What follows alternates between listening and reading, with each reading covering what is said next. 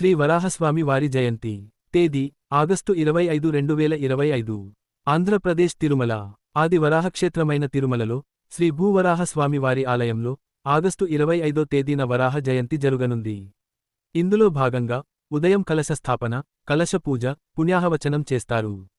ఆ తరువాత పాలు, పెరుగు, తేనె, చందనం, కొబ్బరి నీళ్లు, వివిధ రకాల పండ్లతో తయారు చేసిన పంచామృతంతో వేదోక్తంగా మూలవర్లకు ఏకాంతంగా అభిషేకం నిర్వహిస్తారు. కలియుగ వైకుంఠంగా భాసిల్లుతున్న తిరుమలలో ఆగమశాస్త్రం ప్రకారం ప్రతి సంవత్సరం శ్రీ వరాహస్వామి జయంతిని టీటీడీ ఘనంగా నిర్వహిస్తోంది.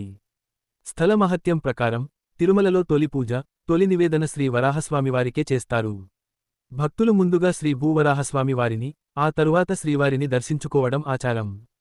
స్థితికారుడైన శ్రీ మహావిష్ణువు లోక కళ్యాణం కోసం శ్రీ వరాహస్వామి వారి అవతారమెత్తి హిరణ్యాక్షుని సంహరించి భూదేవిని రక్షించినట్లు పురాణాలు తెలుపుతున్నాయి.